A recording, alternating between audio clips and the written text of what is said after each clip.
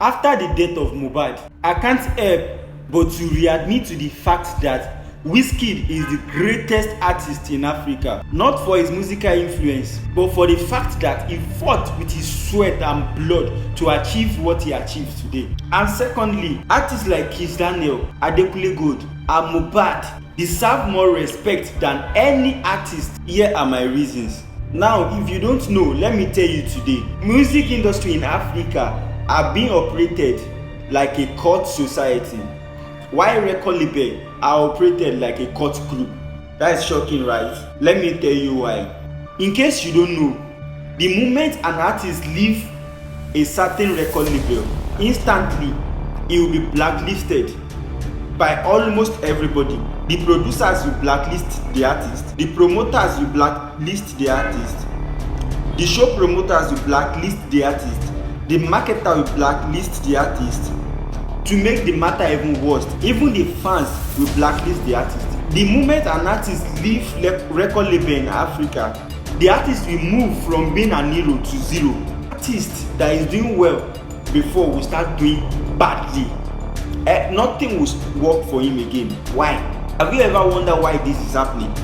Now let me start from Mavins. The moment Ricardo Banks left Mavins, he was totally blacklisted by almost everybody. Korede Bello was blacklisted. I think the guy was even blacklisted forever, because right now, if you check his music, he's dropping better music, better songs, better projects than anybody in Mavins. Go and listen to his album, go and listen to his EPs, listen to his vocals. The guy has totally improved. But why is no one listening to him? Why? Now let's talk about YBNL. Look at the likes of Picasso, Lighter, Devoli, Lil Kesh, and even Adekunle Gold. Adekunle Gold was blacklisted for years. No promoter wants to invite him for show. No marketer wants to market his album. Nobody wants to hear him. He fought for what he achieved today with his blood. He fought with his blood to achieve what he's achieving today. He dropped one of the best projects last year. But have you ever wondered why he was not nominated for any award? So are you telling me his song with Davido doesn't deserve this award? Or doesn't deserve any award? No, think about it. The problem is, the moment you leave a certain record label, you will be blacklisted. Even the award giving society will blacklist you. They will stop nominating you. I don't know if all these record label boss used to go to all these people and be like, okay, this guy is no longer working with me, then stop working with him. I feel that is exactly what is happening. All this, what do they call the people that do shows? Show promoters. Show promoters, yeah. They didn't want to pick me for shows because, should I tell you? Yes. Because I left the label, and if they want to reach out to me, they still go back to the label, and the label keeps saying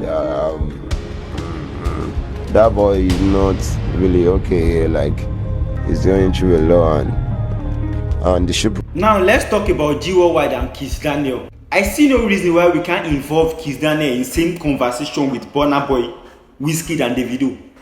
I'm saying this with no apology. Wizkid and Davido are not musically better than Kiss Daniel. Yes, but why is he not getting the attention he deserves? The major reason is because after he left his record label, he was also blacklisted too. Nobody wants to work with him. It is rare to see Kiss Daniel performing in shows of big artists in Nigeria. After he left G Worldwide, he stopped getting nominations from awards. Buga is the biggest song in Africa last year. So why is it that this same song did not win any Eddies or any award?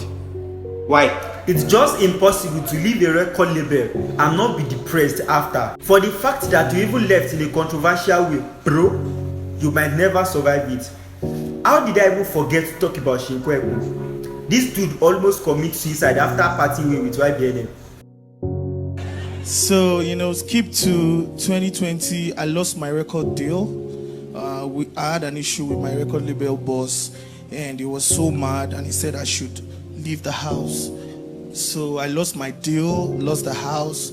You became houseless? Yes. I became homeless, like practically. Oh, wow. So that time I was depressed because every now and then I was on flights to sleeping on the floor. Like practically I slept on the floor, not because there was no bed, but then nothing mattered to me again. Like Wow. I felt I'd lost From it. able God to sleeping on the floor. Yes. My God. So then I also had one relationship then.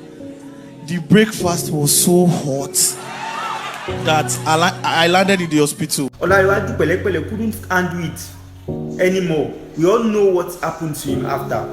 Record label will drill you, use you, and then leave you for the vulture, render you useless for yourself. A lot is going on in this industry that we obviously don't know about. 85% of record label is literally not what they present themselves to be, and that is why I'm not surprised by the sudden death of Imole. It's not even sudden self. Imole has been dying inside before he died. This dude have been talking about his pain and struggles, but we all just pretend as if we are deaf. At the point, me and Mohbad were in an apartment, and Mohbad was like, he wants to jump from the upstairs because of this labor issue. But we go hold this boy for window. Mohbad don't almost jump. Now his girlfriend just enter room, see Mohbad sit down for window. Because of all this thing. No one cares. Now that he's dead, we all start pretending. We all suddenly start acting like we care about him. Does that mean the only way to show love is by posting HBD and RIP? Really?